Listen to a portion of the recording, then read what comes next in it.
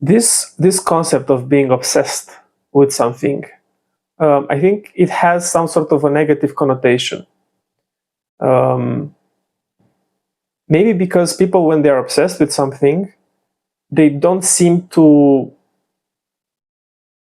be there anymore, right? They are completely drawn by their interests, and we have these images in our head with these geniuses and brilliant minds who live in their own head all the time, and they are not like good contributors to society, right? They are obsessed about their craft, about their work. So, like everything in life, I think there are extremes, right? I think the mastery and the ability to be cultivated throughout life is to be able to find the middle way. It doesn't mean that we have to live a life of being average, but rather a middle way, which is constructed through an interesting dynamic between the two extremes that we can live at, right, from time to time. So an extreme in terms of obsession, right, would be that on the one hand, you don't care about anything at all, so you are just dispassionate completely about anything that surrounds you. And the other extreme is that you are deeply passionate about something to the point of not caring about anything anymore. And that level of extreme obsession can look like addiction from the outside, but if the obsession is with improving society or being of service for people and doing good things in the world, I would say that's not a bad mission to pursue. So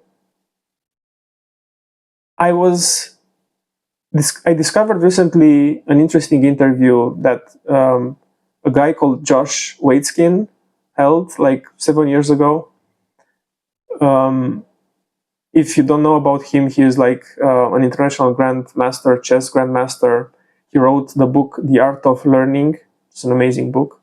Also, then he shifted in doing professional martial arts, Tai Chi, push hands, and now she's doing paddleboarding or surfing or something like this. So he is the definition, in my opinion. Josh Waitzkin is the definition of a person who is completely true to himself, who engaged his entire life in activities that nurtured his soul in a way, right? It started with chess, then he went into martial arts, and then he took on this solitary journey, right, which is surfing, where he is like embracing the nature as such. He's not just battling an opponent. He's trying to embrace everything, and it's simply part of his own, evolution. And he said something that stuck with me, that you have to become obsessed with the work itself to become the best at what you're doing. And here, work, we can translate it with process, right? You have to come to love the process so much that you don't need any kind of motivation or incentivization to do the work, to do the thing, right? So if you think about it, that's the ultimate shortcut that you can have in your life, right? In terms of achieving your ideal life ultimately, right? If you identify that which makes you happy on a day-to-day basis by the nature of simply engaging in it, in the process itself of doing that, right? The activity itself gives you this kind of incredible fulfillment, then you have fallen in love with work itself. And depending on how much you love the work, you would definitely become or appear obsessive for people outside who have no idea what you're doing or why you are doing that or why you are so engaged in what you are engaged in, right? So if you think about it, if you are like me, anything like me, the things you get traction on as you grow, as I grew, I will take myself for as an example. The things I started to explore in my life in the early, adulthood, in terms of work or profession, were not things that appeared as a result of my burning desire to engage with my craft, right, with my passion. For the biggest part of my life, up to recent years, I think I thought that I have no special talent and I have no deep interest in anything as such. I don't have any kind of passion that drives me. Um, and yeah, I'm just like no special at all. And it's just the definition of ordinary, right? And that was the result of me growing up without me taking control of my own development in a way. When we grow up, we are incentivized by the parents, by society to follow a certain track and evolve in a certain way and make certain choices which are better or good for you simply by the nature of how the world perceives you, right? Be a doctor, be an engineer, be a lawyer, be an architect. This is what is recognized from the world at large as being good professions to follow, to pursue. And there is nothing wrong with the professions themselves as such, of course. What's wrong with this mindset is that in our formative years, we offload the decision-making process in terms of, us spending life on stuff, basically. We offload this process to people who, even if they want the best of us, they cannot possibly know what we really want to do with our lives. And because that's a difficult thing for us to contemplate if we are not supported and facilitated, right, in our development and in our exploration of the world, it's very difficult for us to say, okay, I want to do this and I want to pursue this at all costs. You have to have the support to encourage that kind of awareness early on and be able to develop that at all costs, right? By all means. I personally didn't have that. Not because I was not supported by my family, but the whole education system doesn't encourage that, doesn't encourage curiosity, thinking creatively, following what people would say, talents or passion. So I am just a byproduct of an education system which was built to create people who are fit for the workplace and fit a certain job description, for a certain workplace or be somehow useful to the society. Now, of course, with time, the more you inquire at the obviousness of this journey, the more absurd it becomes, right? Because we are unique individuals. We are all different in all sorts of ways. And instead of being encouraged to own that uniqueness and rejoice in it and claim it as our special asset and be proud of it and be okay with being different and being perceived different, we instead want to blend in as much as possible so we don't appear as special in any way, right? Because being in the light of attention when you are in early development, it's not necessarily something that you want, right? Given that no one else is doing it. So we are somehow trained or educated to tamper down on these passions or on interests in the early childhood, to the point that I don't really remember me being interested in something specifically. I must have been. I must have been interested. I must have wanted to go and grow into a certain area, but I just cannot remember. And that's sad because I know it happened. And I also know that it didn't matter that much, the way or what I wanted or how I wanted to do things, at least in my era, right, was not something that was facilitated by the whole society. I'm not talking again about only the family or the education system, but in general. If you had good grades, no matter on what, you have to have good grades. You have to then go to a good high school, and then you have to go in the high school. It was better, right, at the time to go to math, physics, like science-based, profiles than humanistic profiles like philology, philosophy, human sciences as such.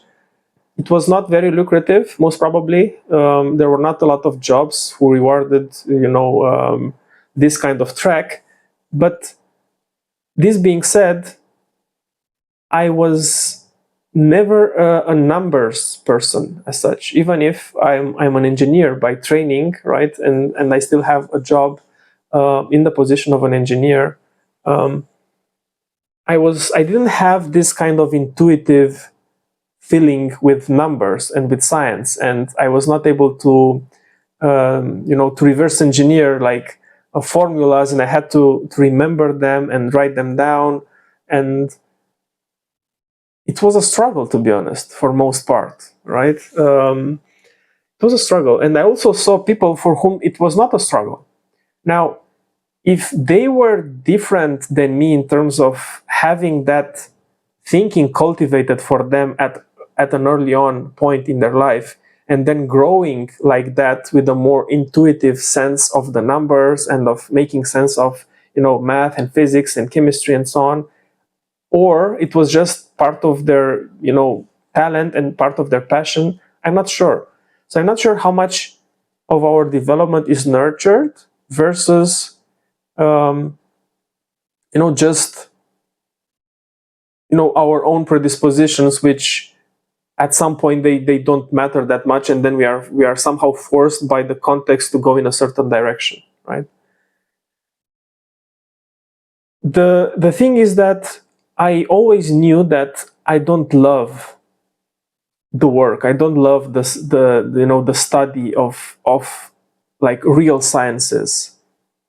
I was more of a thinker. I love to think deeply at stuff. I was sensitive. I was interested in understanding how things work. But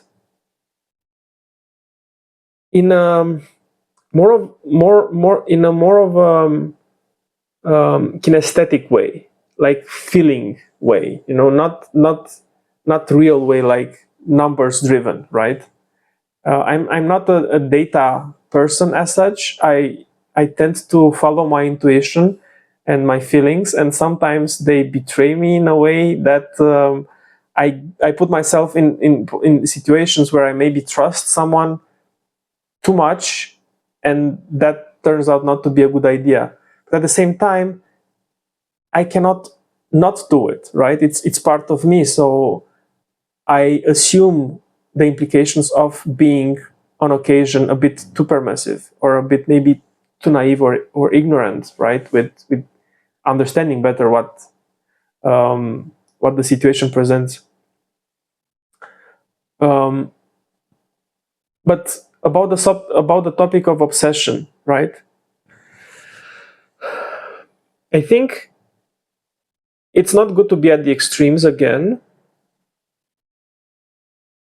but there is a point where if you become obsessed with producing some sort of an output that serves other people, like it's in my case, I became obsessed with self-improvement and self-discovery because I saw how I can serve better my family, and how by serving them better, I feel better. And how the contrary of this, the opposite of this, is that I don't know myself, I don't trust myself, I don't have a good relationship with myself, so my thoughts are always negative in my mind. And implicitly, how that way of living impacts negatively the very relationships that I cherish and I want to contribute to improve. So I see self-improvement as an altruistic transformation, if you want, or evolution or a journey, because I don't benefit in, directly. I benefit indirectly. I benefit from seeing how I can help people I care about and I love. And this brings me joy. And this makes me want to understand myself even better and facilitate a similar understanding of themselves for other people as well. So I became obsessed with this. And it's very interesting what happens, because now I'm being rewarded by the process itself, by this process of always contemplating on, how I can acquire new skills, new knowledge, how I can help other people, how I can improve myself. I don't care about anything material anymore. I don't care about buying a car or having nicer clothes or whatever. I don't care about that. I care about the process itself. I care about me becoming the kind of person that I know that by becoming gives me the kind of joy that I ultimately seek. And this is an ongoing process, it never stops. Because today, for example, I am happy and grateful, and I am the version that 3 years ago I imagined becoming, which is amazing. Independent or irrespective of what I have as such, this is also the kind of having that I want.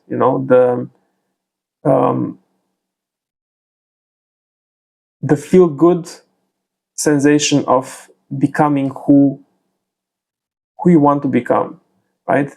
Owning this responsibility of transforming my life in a way that honors those I care about and serves them to the best of my abilities, right? And those abilities will always continue to improve.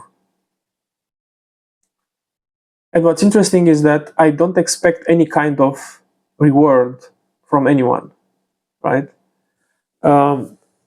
If we are pursuing things that we are not really deeply passionate about, and only do it because we get some sort of a praise from the society, or we do or we engage in the process because there is some sort of external validation at the end of it, that pursuit is outcome driven, right?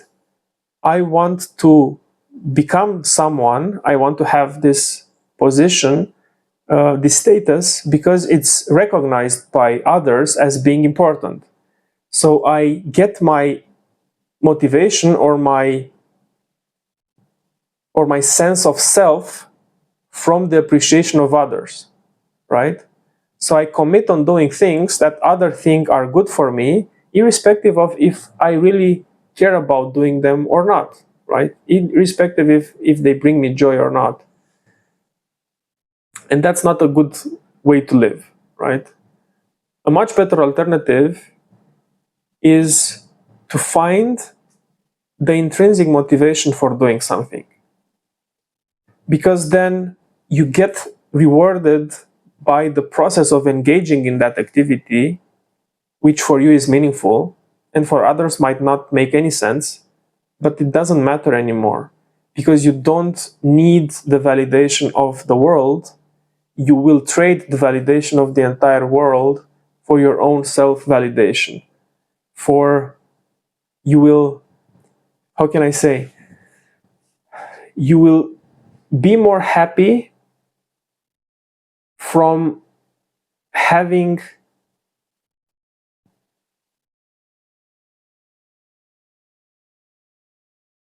deserved your own recognition than from the recognition of the entire world. Because your own recognition comes from you being true to yourself. And no amount of money or external, support or fame can buy that, right? Being true to yourself is something that cannot be faked, cannot be forced, and cannot be bought. It has to be earned, which is very interesting, right? I mean, why needing, by having the need to earn that? Isn't this granted by default? It is when we are small, when we are small child, right? When we are children, when we don't have any pretenses, when we don't act in a certain way, so that people love us or care about us. We just are, and we behave. And I look at my daughter, who is 2.5, and she just doesn't care about how people perceive her. She's in her element. If she wants to dance, she dances. If she wants to sing, she sings. And she feels so natural at doing it because I allow her to be exactly as she wants to be. I don't look strangely at her when she's doing something that she feels to do.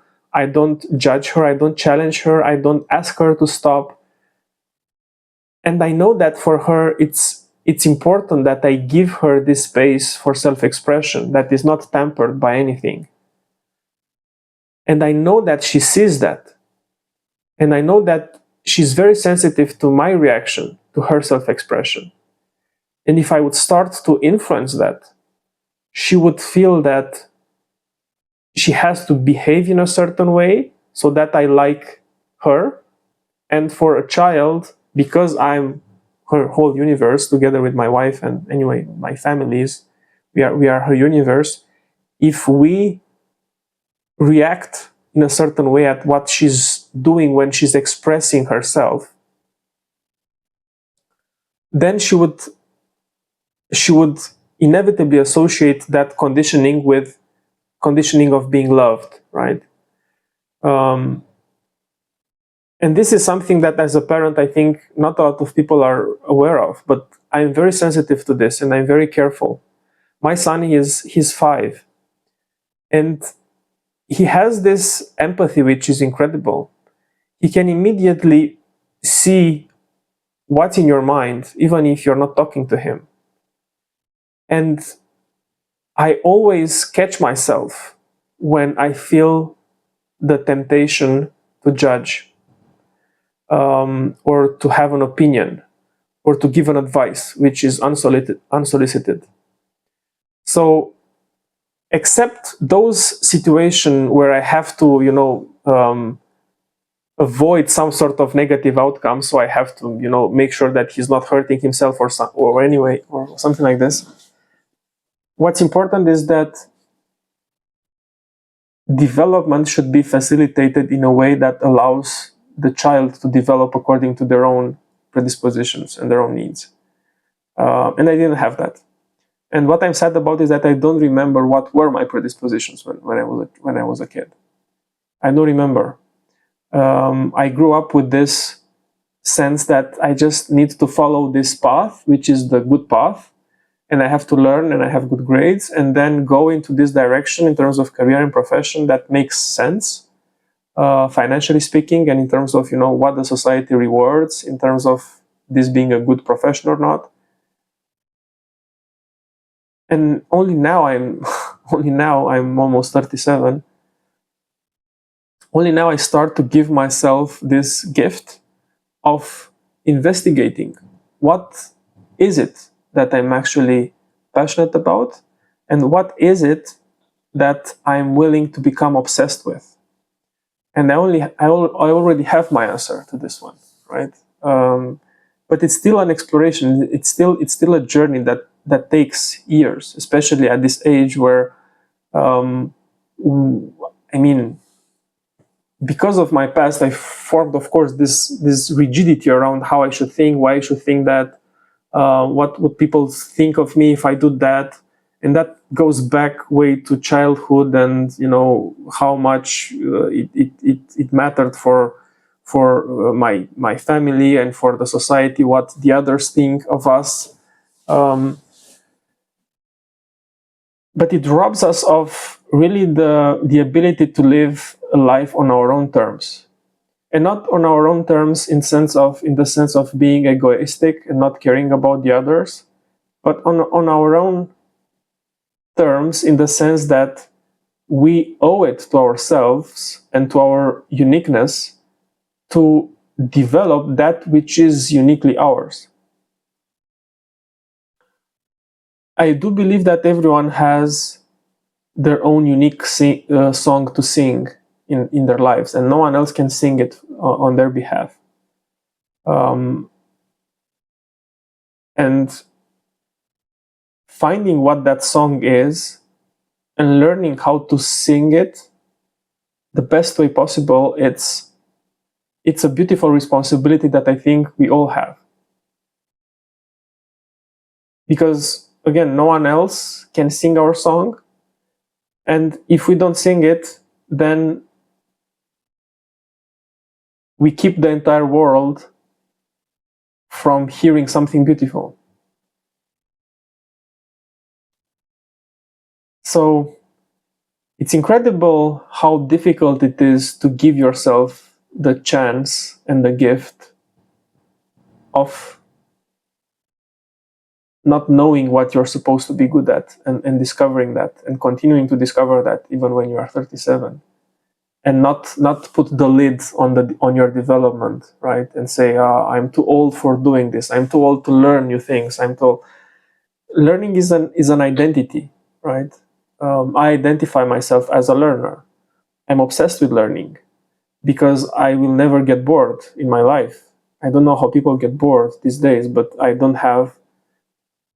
literally don't have enough time to read all the books that I want to read, and experience all the experiences that I want, and travel as much as I want. And I mean, of course, these are also limiting beliefs at this point, but everything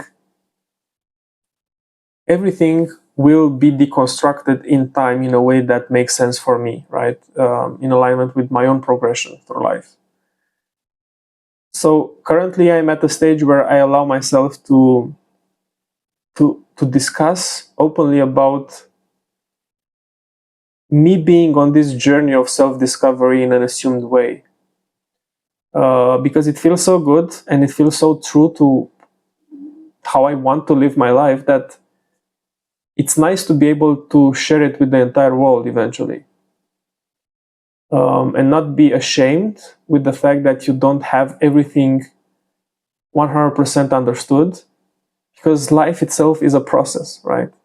I'm only 37. We can look at it from that perspective. I plan to live to 116 years old, for example, right? So I have 3 times as many time as up to now to develop myself. Can I say that at 37 I should have everything pieced together and that's it? No, that would be a really sad life. I have my whole life to explore and develop my current understanding of things and learn about stuff. And again, through my learning and through my investigation and through my obsession, become the kind of person that I would like other people to be able to model from their own positions, right? As a children, as just a man. How should a father be? How should a husband be, right? Can I offer this model to my son and to my daughter? Can I be proud with the model that I'm showing them on a day-to-day basis? It turns out I am. And it also turns out that there is no limit in terms of improving this kind of model and the image that I show to them on a day-to-day basis. And this is, again, a very beautiful responsibility to have. It's something that I have to claim. It's not something that I can defer to the world. It's not something that I can offload in terms of responsibility. It's my own responsibility, and I have to own it fully. And that's not scary. That's amazingly beautiful in the end. So being obsessed is not bad if the object of obsession leads to the improvement of other people's lives, right? It's also interesting because I think being obsessed with something is the only way we can become the best at something. To be the best, you have to be able to sacrifice everything else except that thing that you're obsessed about, right? And a person who is deeply passionate with something to the point of obsession, who might not have the same innate talents as someone else, will very fast close the gap, right, with that seemingly more talented person, simply because they are doing the work as a way of life. When you live your own obsession, when you think always about the things that you are passionate about and you want to improve in, there is no time off. There is no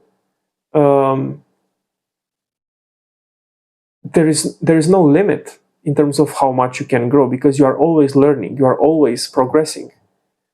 You are not engaging in the work in a way that feels like work because you want to, maintain some sort of image to others. So when you become deeply passionate about something and obsessed with your own interest,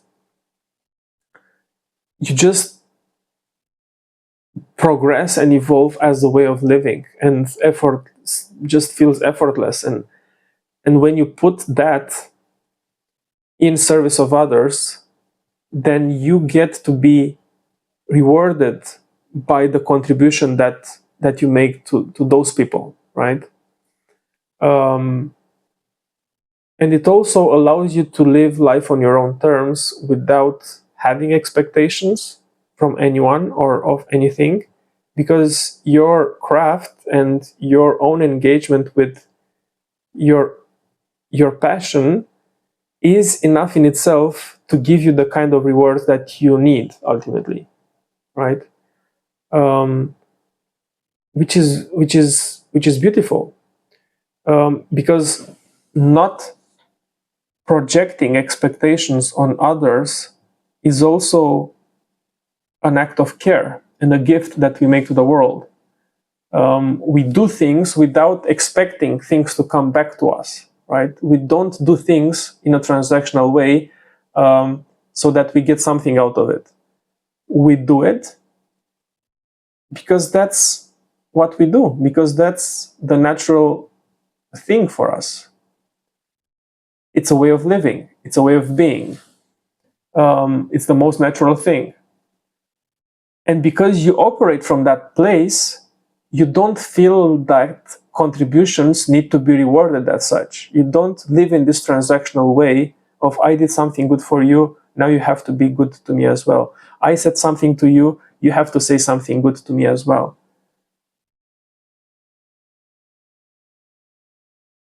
When we don't need the external praise to feel good about ourselves, we are really free.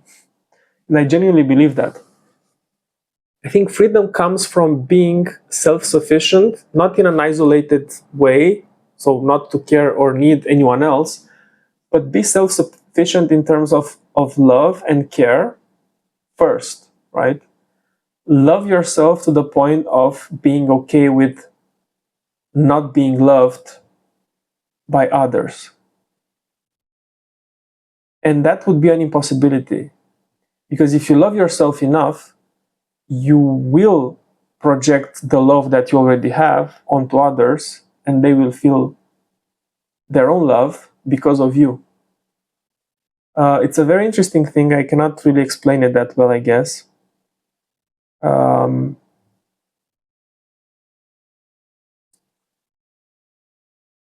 But yeah, I encourage you to take some breaks from time to time and contemplate about what makes you tick. What do you care really about in this life? What do you want to leave behind? What's your legacy? And why do you care about that? What does that make you feel? Why is that important to you?